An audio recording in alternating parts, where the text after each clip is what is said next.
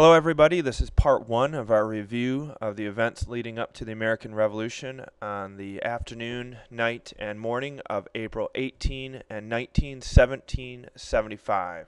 In part one, we're going to be looking at the events leading up to Lexington, and in part two, we're going to see what happened in Concord that morning. So just a review of the geography. Right here we have a piece of land that leads up to the city of Boston. It's called the Neck of Boston. We have Boston, the actual city right here, which looks a lot different now than it did back then. The Common of Boston right here. And then the Charles River flowing into the Back Bay area of Boston and then eventually into Boston Harbor and then out into the Atlantic Ocean. That Back Bay area was guarded by the British man of war, the Somerset. And up here we have the Old North Church, which is now known, or back then was known as the Christ Church. And then Charleston over here, and about 15 or so miles to the west, Lexington and Concord. So let's get to what happened. The British had discovered that the people of Concord were holding ammunition and arms and gathering it, perhaps even with some cannon. And so they were concerned about this rebellious act and had decided to go and confiscate those items. Keep in mind that this was not the first time they had done this. They had done this many times before, and usually it was a routine maneuver. However, that afternoon of April 18, approximately 700 to 800 British soldiers started gathering on the edge of the Boston Common to prepare to get into rowboats, and the people of Boston knew something was going on. They just didn't know exactly what. Dr. Joseph Warren, the head of the spy network for the Patriots, and some of his cronies, like Paul Revere and Billy Dawes, gathered to decide what to do. The real concern was that the British soldiers were marching to Lexington, where the Patriot leaders John Hancock and Sam Adams were holed up out of fear for their own lives. And so it was decided that both Billy Dawes and Paul Revere would both ride to Lexington and attempt to warn those guys that the British were coming. So as the British are gathering here in the Common, they also sent some advance parties out to block different parts so that different spies of the Patriots might not be able to make it through. Billy Dawes, who was going to be sent over the Neck of Boston, knew this, and so, as he would do later in the war, he tricked the British by dressing up, possibly as a drunken farmer. He made it past the lines, and he would ride west and then north to Lexington.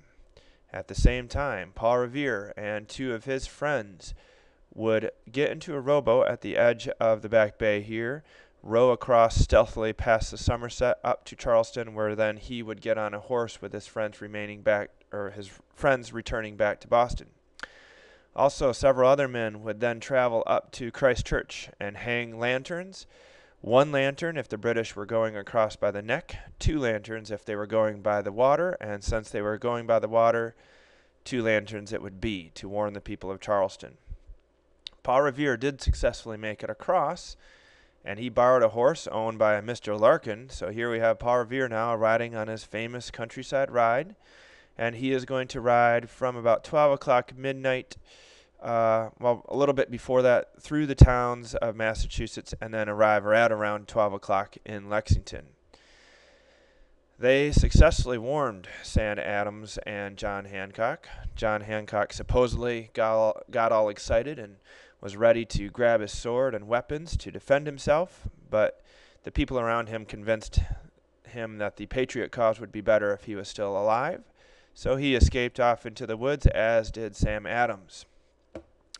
Once their mission was accomplished, Paul Revere and Billy Dawes decided to continue through Lexington and move on to Concord.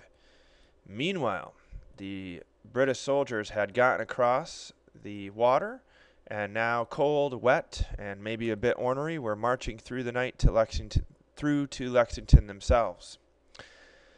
Just outside of Lexington, Paul Revere and Billy Dawes would run into a Samuel Prescott. Samuel Prescott agreed to help them get to Concord.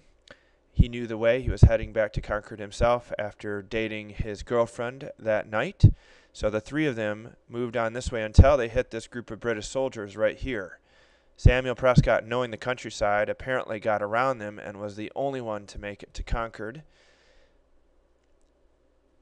Paul Revere was actually arrested and turned back, and Billy Dawes would turn back on his horse, eventually dropping his watch, which the next day or a couple of days later would go back to find. On the way back, the British captors of Paul Revere would hear a commotion in Lexington, and rather than drag him along as baggage, they let him go. And so he himself would eventually make it back to Boston, having never made it to Concord himself. So, at about 5 in the morning, you have the British soldiers arriving at Lexington, and they would face off against the Patriots that had gathered there. And this is a reenactment picture of what happens there every year on Patriots Day in Lexington in Massachusetts. And they would have the face-off there, the first shots fired of the war, where one British soldier would be wounded, 8 Patriots would be killed, and another 10 or so wounded, with apparently one of the Patriots shot but crawling back to his own home and actually dying on his own front step.